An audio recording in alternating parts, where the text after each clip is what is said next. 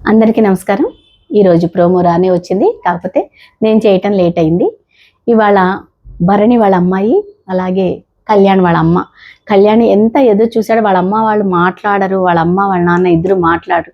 ఎందుకంటే ఆర్మీని వదిలేసి బిగ్ బాస్కి వచ్చాడని వాళ్ళకి నచ్చలేదని చాలా ఇంటర్వ్యూలో చెప్పారు. అయితే వాళ్ళ అమ్మ ఈరోజు ప్రౌడ్గా ఫీల్ అవుంది. కప్పు తీసుకొని వస్తావని ప్రామిస్ కూడా తీసుకుంది. అలాగే భరణి వాళ్ళ అమ్మాయి వచ్చింది. వచ్చిన తర్వాత నువ్వు మనం ఇంట్లో అమ్మ చెల్లి అలా బాండ్ పెట్టుకున్నట్టుగా ఇక్కడ కూడా నువ్వు అనుకుంటున్నావు, మమ్మల్ని చూసినట్టుగా ఇక్కడ అనుకుంటున్నావు, కానీ బయట మాత్రం అట్లా లేదు. తనుజతోటి దివ్యతోటి జాగ్రత్తగా ఉండమని సూచన సలహా ఇచ్చింది.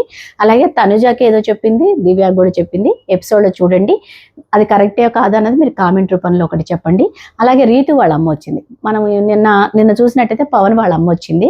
పవన్ వాళ్ళ అమ్మ వస్తే కానీ పాపం ఏమీ తెలియదు అనమాట. కొడుకు బాగున్నాడా లేదా అన్నదే చూసింది తప్పితే, ఇలా ఉండాలి నాన్న, అలా నీకు మంచి పేరు వచ్చింది అని చెప్పి మురిసిపోయింది. ఎంత మురిసిపోయిందంటే అంత మురిసిపోయింది. అయితే ఇప్పుడు మనం అందుకని పవన్ వాళ్ళ అమ్మ ఏం చెప్పలే, నేను ఎదురు చూసా. పవన్ వాళ్ళ అమ్మ వచ్చి నాన్న నువ్వు కప్పు తెచ్చుకోవాలి అని చెప్తుంది, ఇలా జాగ్రత్తగా ఉండాలని చెప్తుంది అనుకున్నా, కానీ అలా చేయలేదు.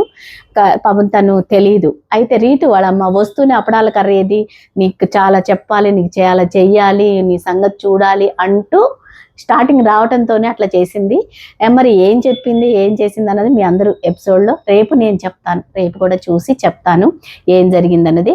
అయితే రీతు వాళ్ళ అమ్మ చెప్పాలి, కానీ పవన్ తోటి చెప్తుంది, మా అమ్మ చాలా బాగా ఆడుతున్నావు తనుజ, నేను ఇంట్లో ఉంటే ఎలా చూసుకుంటాను నిన్ను, తనుజ అట్లా చూసుకుంటుంది అది ఇదని చెప్పింది. కానీ పవన్ ఏమంటాడంటే, డమ్మన్ ఏమంటాడంటే, తనుజతోటి జాగ్రత్తగా ఉండు నువ్వు, నేను అబ్జర్వ్ చేస్తున్నాను, తనుజ నాకు మంచిగా అనిపించట్లేదని చెప్తున్నాడు. కానీ ఆ అమ్మాయి ఏమి అది పట్టించుకోవట్లేదు.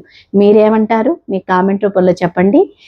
నాది వినుమా ఛానల్, తప్పనిసరిగా సబ్స్క్రైబ్ చేయండి. మీ సబ్స్క్రైబ్ చేస్తేనే నేను ముందుకు వెళ్ళగలను అని ఆశిస్తున్నాను. థ్యాంక్ యూ అండి. Thank you so much.